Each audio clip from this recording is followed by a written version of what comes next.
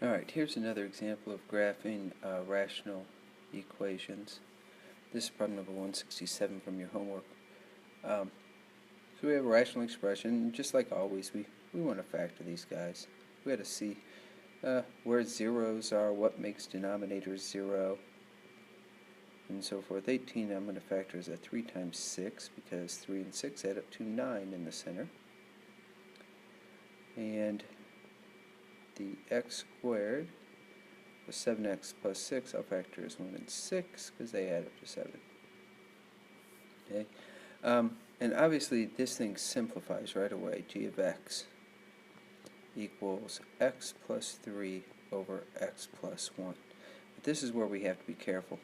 Notice right here, x cannot be negative 6. Even though we canceled that out and we're going to graph this simpler expression, we still have to keep track of the fact that x in the original problem is not negative 6. And that's going to be a hole. So somewhere we got to make a note that we have a hole at x equals negative 6. We can actually find exactly where that hole's at.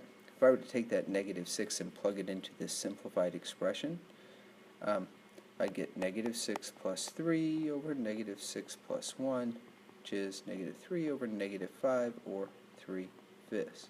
So this hole is actually going to occur when x is negative 6, y is at 3/5, or 0.6, if you like decimals instead.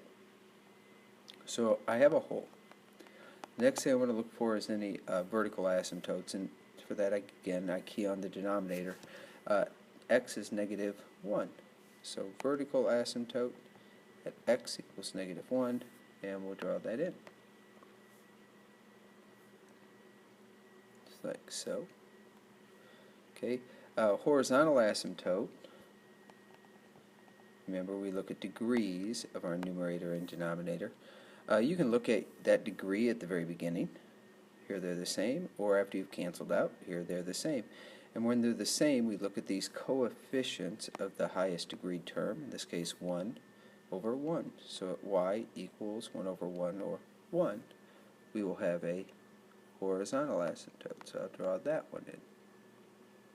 Notice how it kind of separates my coordinate axis into still 4 regions, but now I know that my curves are going to approach those lines.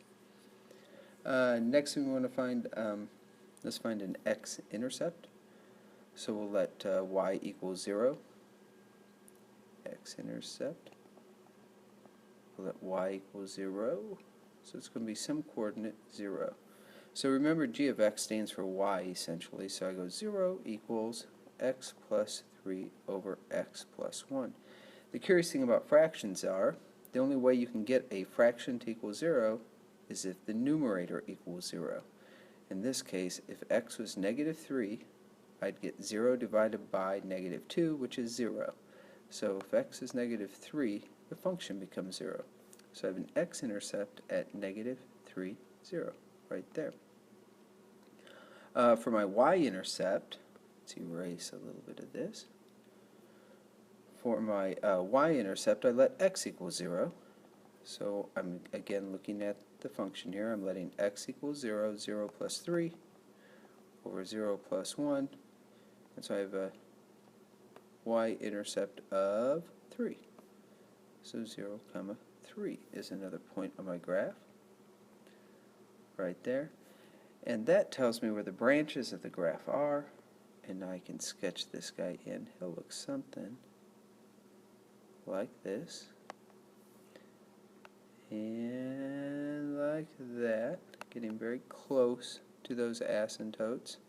And I'm going to have a hole in it at negative 6. So I'm going to have to move my graph here. 1, 2, 3.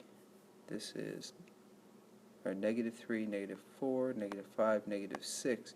So my graph, I'm going to have a hole right there. And then the graph would continue on this way. Again, approaching that asymptote, but never touching it. And we can see I said it was going to be at negative 6.6, and that's somewhere below 1, so about 0.6. And that's all there is to graphing that guy.